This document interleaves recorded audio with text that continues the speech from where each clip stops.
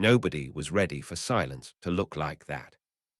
Admiral Sarah Chen stood at the central display in the Mars Command Center, and the number on the tracking board read 340.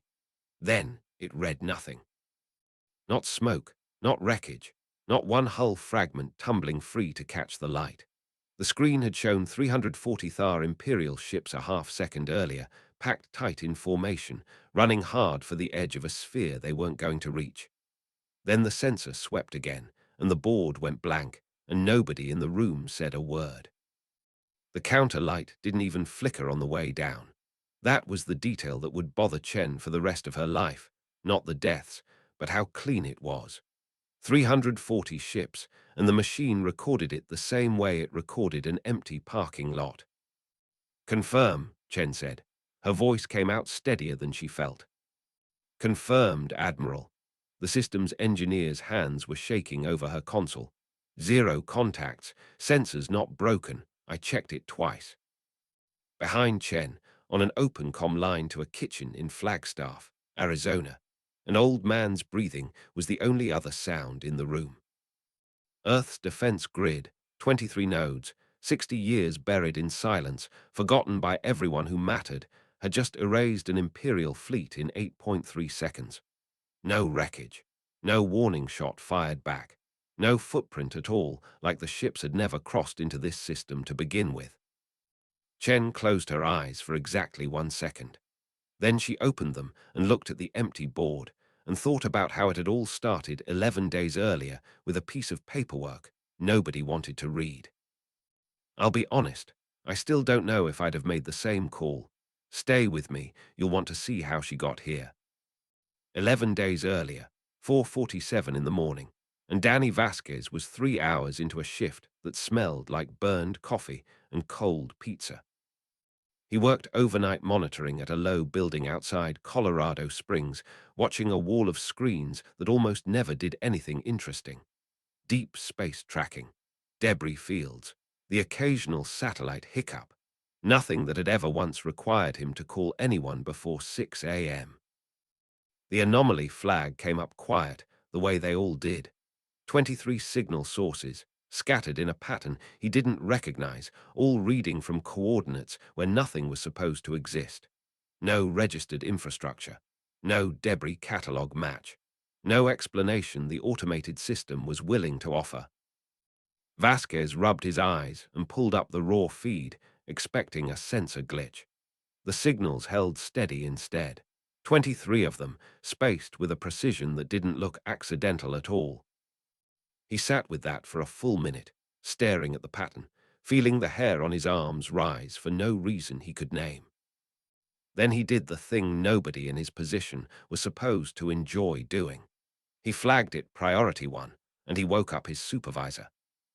"This better be good, Danny," said Dr. Margaret Holloway, picking up on the fourth ring. She ran the Deep Space Infrastructure Division out of an office 2 floors up, and she had exactly one setting before dawn, which was irritated. "Ma'am, I think you need to look at this yourself." She looked at it for 11 minutes. Vasquez timed it, mostly because the silence on the line was so complete he thought the call had dropped twice. Holloway didn't ask questions. She didn't hum or mutter the way she usually did when she was thinking out loud. She just looked and looked and looked until Vasquez finally heard her exhale. "Get me a secure line to Space Force Command," she said. "Now." By 6:40 that morning, a courier in an unmarked car was carrying a single-sealed folder up to Admiral Sarah Chen's office, because Holloway had made it clear this was not a file to send over any network, no matter how encrypted. Chen was already awake. She was always already awake. She had a Thar Empire threat assessment open on her desk, the kind of document she'd been reading in some form for 8 straight years, expansion patterns, acquisition timelines, an estimate that put hostile contact within 18 months if nothing changed. She knew the shape of the threat coming. She just didn't know yet that she was about to learn Earth had an answer to it that nobody had told her about. The courier set the folder down without a word and left. Chen opened it and went still. 23 points. She laid a ruler against the printed star chart without thinking, an old habit from her academy days, and the 23 points resolved into a shape her eye caught before her brain did, a sphere, 800,000 kilometers across, centered dead on Earth. No agency had built that. No contractor had a record of it.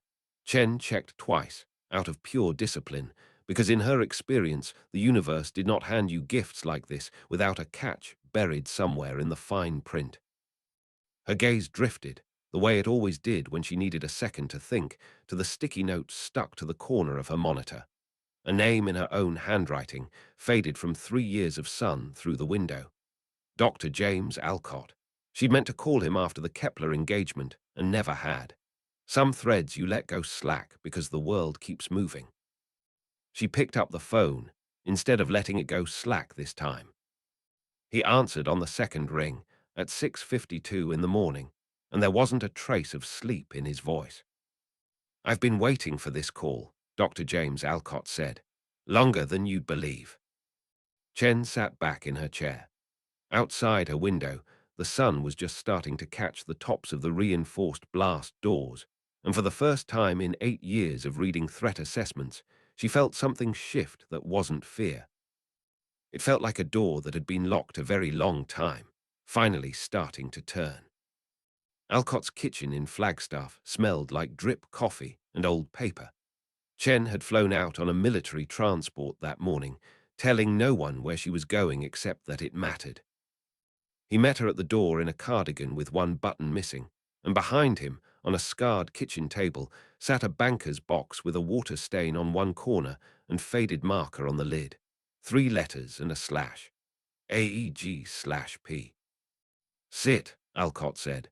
"This part takes a minute to explain, and you're going to want to be sitting down for it." Chen sat. The box, when he opened it, held folders gone soft at the edges, a stack of photographs, and underneath all of it, a plain envelope, off-white, slightly yellowed. The handwriting on the front was careful, deliberate, the kind of penmanship nobody bothered with anymore. "For when it wakes up." "You built this," Chen said. It wasn't a question. 18 of us built it, Alcott said. Physicists, engineers, one very stubborn Air Force colonel who's been dead 20 years. We called it Aegis. Nobody outside that room ever heard the name, and that was the point. He didn't reach for the envelope yet. He talked instead, the way old men do when they've been waiting decades to say something out loud, and Chen let him, because interrupting felt like it would break something fragile in the room. The idea had started with fear, plain and simple. Not fear of anything specific. Nobody in that room had known about a Thar empire, hadn't known there was anything out there to fear at all. It was older than that. A quiet conviction, shared by 18 people in a sealed lab, that a species this loud with its radio signals, and this blind to what might be listening, would eventually need a door that locked from the inside. "We didn't build a weapon first," Alcott said. "We built the idea of a weapon nobody would ever see coming. The tech came after. Gravitational shear. You compress space hard enough in a tight enough pattern, and anything caught inside the pattern doesn't survive the compression. No explosion, no wreckage. The math just stops including you." Chen thought of the Thar assessment sitting on her desk back on Mars, all those pages of expansion timelines, and felt something cold settle behind her ribs. "You're telling me it works on ships." "I'm telling you it was designed to." He reached for the envelope now and set it in front of her like it weighed more than paper had any right to weigh. Inside, 3 pages, dated in a hand Chen didn't recognize, the ink long faded to brown. Activation sequence, authorization protocol. A note near the bottom, underlined twice. Full charge takes 11 minutes from cold start. Once begun, cannot be safely interrupted. "Why give it to me?" Chen said. "Why not the president? Why not the Joint Chiefs?" "Because the note says it goes to whoever answers when it wakes up," Alcott said. "That was always the rule. We didn't know your name when we wrote it. We just knew someone would be standing where you're standing." Chen folded the pages back along their old creases. "Careful with them, the way you're careful with something that's outlived everyone who built it." And for a moment, neither of them spoke. Then her phone buzzed. A message from her ops team back on Mars, 3 words long. Grid confirmed active. She was on a transport back within the hour, the sealed envelope in an inside pocket, and by the time she reached the command center, her systems engineer, Dr. Emily Park, was already waiting with a tablet full of test data and an expression Chen didn't like. We ran a live check, Park said. One node, 2% power. Aimed it at a decommissioned weather satellite in a dead orbit, figured that was safe enough to burn if something went wrong. And Park turned the tablet around. The feed showed a bright point of light, steady, tracked against the stars. Then a compression artifact, brief and silent, and the point of light simply wasn't there anymore. Zero fragments, Park said. Zero debris field. It just stopped being a satellite. She glanced at the physicist standing beside her, a DARPA transfer named Tanner who hadn't said a word yet. Tanner cleared his throat. That's not good news for whoever's on the receiving end of the full array, he said. Chen looked at the empty patch of sky on the screen where a satellite used to be and thought about how easy it had been. 2% power. One node out of 23. She didn't say anything for a long moment, and the silence stretched until Park shifted her weight, uncomfortable, waiting for an order that didn't come right away. Bring the full team in, Chen finally said. All 21 of them. I want this system understood top to bottom before I put it in front of the president. The briefing took 3 hours. Chen laid it out plainly. The anomaly, the archive, the sealed envelope, the satellite test. While people who ran the country sat very still and asked very few questions, because there wasn't much room for questions once the video of the vanishing satellite had played twice. The president's only real question came at the end, quiet, almost personal. Does it work on ships? Yes, Chen said. Nobody in the room asked a follow-up. They didn't need to. Everyone understood what the Thar assessment on Chen's desk had been building toward for 8 years, and everyone understood, in the same silent breath, that the assessment had just stopped being a prediction and started being a countdown. 4 hours later, sensors at the edge of the solar system picked up 340 drive signatures, moving in tight formation, headed inbound. Chen stood at the display and watched the dots resolve into a shape she recognized instantly, because she'd spent 8 years studying exactly this kind of formation in briefing after briefing. Acquisition posture, not a scouting party. A fleet built to take a system, the way it had taken 42 systems before this one, with nobody left standing at the end to write down what had happened. She drafted the warning herself, because some messages you don't hand off to somebody else to write. This system is defended. Turn back. Further approach will be met with lethal engagement. She sent it, and then she did the only thing left to do, which was wait, and watch the fleet keep coming anyway. Grand Admiral Tyrus Vell had received 42 warnings in his career, and he had ignored every single one of them, because every single one of them had been wrong.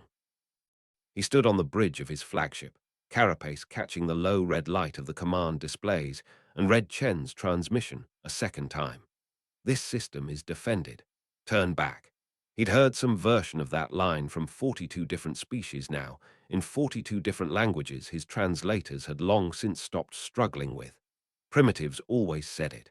Primitives never meant it the way they thought they did. Continue approach, Vell said. Standard acquisition protocol. Formation as briefed. His fleet officer hesitated half a second before relaying the order, which was the closest thing to insubordination Vell had seen from his crew in 6 campaigns. He let it go. Nerves before a landing were common enough, even after 60 unbroken victories. 340 ships bore down on the edge of a sphere nobody on that bridge could see, and Vell felt nothing but the patient certainty of a man who had never once needed to. On Mars, Chen watched the same approach from the other side and felt something entirely different. Perimeter contact in 4 hours, Park said, reading off the projection. Give or take 6 minutes. Chen didn't answer right away. She was doing the math the way she always did, before a decision she couldn't undo, not out of fear that the grid wouldn't work, but out of the much colder fear of what it meant that it would. 4 hours and 17 minutes. She watched the display the entire time, standing, because sitting felt like giving something permission to happen without her full attention on it. Alcott stayed on the open line from Flagstaff, his breathing the only sound coming through for most of it. Neither of them said much. There wasn't much left to say that the silence didn't already carry. Somewhere in the second hour, Tanner brought her a cup of coffee she didn't ask for and didn't drink. It sat by her elbow, going cold, a small ordinary thing in a room that had stopped feeling ordinary the moment the fleet crossed inside detection range. "They're not slowing," Park said quietly at the 3-hour mark. "Vel's not even changing formation. He's coming straight through the middle." "He doesn't think there's anything to change formation for," Chen said. "He's never been wrong before. That's the problem with a man who's won 60 times. He stops believing there's a 61st way to lose." At 11 minutes past the 4-hour mark, the fleet crossed the outer edge of the sphere. "Confirm ingress," Chen said. "Confirmed," Park said. 100%. All 340 contacts inside the perimeter." Chen picked up the phone to Flagstaff instead of answering right away. "James." "I'm here," Alcott said. "It's inside the boundary." A pause, long enough that Chen wondered if the line had dropped. "Then you know what the letter said to do." She did. She set the phone down, gently, the way you set down something you don't want to break, and turned to her ops team. "Authorize full activation," Chen said. "All 23 nodes. Begin charge sequence." Park's hands moved across the console, and somewhere in the dark between planets, 23 dormant machines that had waited 60 years for this exact moment began, at last, to wake up. "Charge confirmed," Park said. 11 minutes to full alignment." Nobody in the room sat down. Nobody spoke above what the moment required. The countdown ran on the main display, red numbers falling in a rhythm too calm for what they meant, and Chen found herself watching Alcott's line more than the countdown itself, because his silence had a different weight to it now. He'd waited 60 years to hear those numbers start falling. He didn't say a single word while they did. At the 8-minute mark, a new signal lit up on the comm board. Not Vel's fleet formation chatter. A direct hail, flagged priority, addressed to Chen by name. She almost didn't take it. Then she did. Vel's voice came through, translated a half-second behind his mouth movements on the visual feed, carapace catching the light of his own bridge. "Admiral Chen." He said her name carefully, like he'd practiced it. "I am prepared to discuss terms. The Directorate has, on occasion, permitted partial autonomy to systems that demonstrate sufficient." "You were warned," Chen said. "There are no negotiations." Something moved behind Vel's eyes on the feed. Not fear yet, she thought. Just the first flicker of a man encountering a shape his database had no entry for. He opened his mouth to answer. Chen ended the transmission before he could. 6 minutes, Park said. Chen looked at the tracking display, at 340 ships running hard now, engines flaring bright as Vel's crew finally, far too late, understood there might be a 61st way to lose after all. She thought about 18 people in a sealed lab 60 years ago, building a lesson into the shape of space itself for a threat they'd never live to see arrive. "We built that lesson into the laws of the universe themselves," Alcott said quietly, over the open line, as if he'd heard the same thought passing through her mind. "We just had to wait for someone to need it." The countdown hit 2 minutes, and Chen let herself breathe once, deep, the kind of breath you take before a door closes for good. 1 minute, Park said.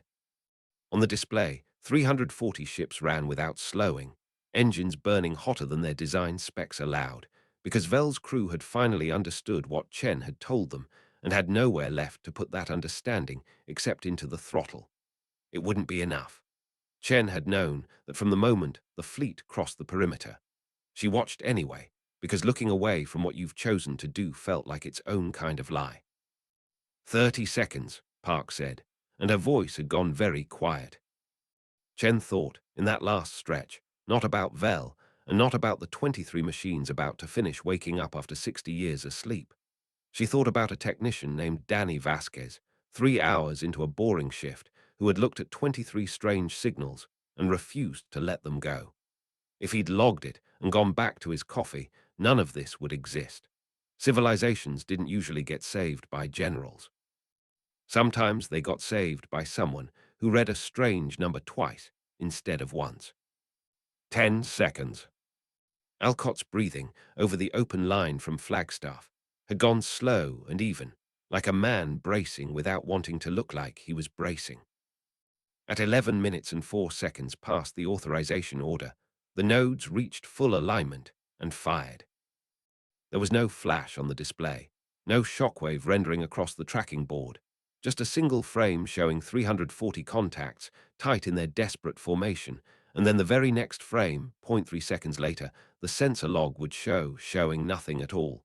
No debris, no drifting hull sections catching starlight, no heat signature cooling in the dark.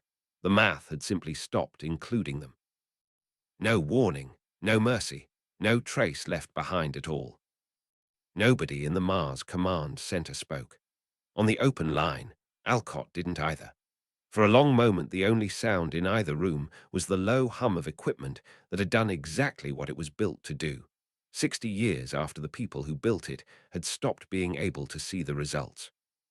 Chen looked at the empty patch of space on the display, where a fleet built to conquer 43 worlds had just failed to survive its 43rd, and thought, the math was right. The math was right, Tanner said out loud, a few feet away, like he'd caught the same thought passing through the room. The math was always right, Alcott said quietly over the line. That was never the part I worried about. Chen didn't answer him. She was watching a smaller light on the secondary display, a single automated buoy near the outer edge of the sphere, still transmitting, still logging. It picked up one final signal before it went quiet too, a fragment of a distress ping, half a second long, cut off mid-transmission.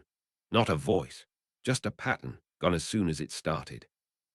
She let the silence hold a moment longer than she needed to. Then she turned back to her team. Stand the grid down to passive, she said. Log everything, we'll need it. The room exhaled, all at once, the way a held breath finally lets go. 6 weeks later, a single Thar scout vessel entered the system, moving slow and careful, the way a hand moves toward something it already suspects will burn. It found nothing where the fleet had been. No wreckage field, no debris to recover, no bodies to bring home to grieving families back at the Directorate. Just a fine haze of dispersed particles, thinner than dust, drifting in an orbit that would take 10,000 years to fully disperse. The Scout's sensors logged it, catalogued it, and found no category in the Directorate's records that matched what they were looking at. Chen sent one transmission to that Scout vessel. She drafted it herself, the same way she drafted the warning, because some messages you don't hand off. It wasn't a threat. It was a statement of fact, delivered plainly, the way you'd read a weather report to someone about to walk into a storm they hadn't seen coming. This system does not negotiate with acquisition fleets. It does not need to. Choose accordingly. The scout vessel turned around without a reply, and it took the message home. 8 months of quiet followed. Then, for the first time in 300 years, a Thar diplomatic vessel entered the system, unarmed, broadcasting on an open channel the entire way in. Talks ran for the better part of a year. Chen sat through most of them personally, because she'd been the one standing at the display when the fleet vanished, and the Directorate's negotiators seemed to need to look at her face while they worked out the terms of a system they'd never be permitted to touch again. A treaty was signed. Sol system, permanently out of bounds, not because the Thar Empire had learned to respect a border, because they'd finally met a border that didn't require respect to be absolute. Chen flew to Flagstaff the week after the signing, the same transport route she'd taken 11 days before the fleet ever arrived. Except this time, nobody was waiting on her with a folder that couldn't go over any network. Alcott met her at the door in the same cardigan, missing the same button. 2 glasses sat on the kitchen table, already poured, like he'd known exactly which day she'd come. You knew, Chen said, 60 years ago that someone would be standing where I ended up standing. You wrote a letter to a person you'd never meet. I wrote it to whoever the universe decided to send, Alcott said. Turned out to be you. I'm glad it was. Chen sat down across from him and noticed, for the first time since this had all started, that the banker's box on the counter was gone. In its place sat the envelope, empty now, its flap open, resting flat on the table between them like something that had finally finished its job. For when it wakes up, Chen read, tracing the old handwriting with one finger. It wasn't your handwriting. No, Alcott said. That was Colonel Ray's. She wrote the letter. I just carried the box for 60 years because she asked me to before she died, and I didn't have the heart to say no. He picked up his glass. She used to say fear was the only thing worth building a country on, so long as you were honest about what you were afraid of. Chen thought about Danny Vasquez, 3 hours into a boring shift, refusing to let a strange number go. She thought about 18 people in a sealed room 60 years ago, building a door that locked from the inside for a threat none of them would live to see arrive. She thought about the sticky note on her monitor, faded from 3 years of sun, that she'd almost let go slack. Some things you don't let go slack. Some doors, once you notice them, you have to open. Alcott raised his glass, and Chen raised hers to meet it. To the people who asked it, Alcott said. To the people who asked it, Chen said. They drank. The envelope stayed on the table between them, empty now, its handwriting still legible, still waiting for nothing at all, because the words inside had already done what they were meant to do. Outside the kitchen window, the Arizona sun caught the edge of the glass, and somewhere past it, past the atmosphere, past the moon, 23 nodes sat in a dark sphere around a planet that had finally stopped being afraid of what it didn't know, and started, quietly, being ready for it instead.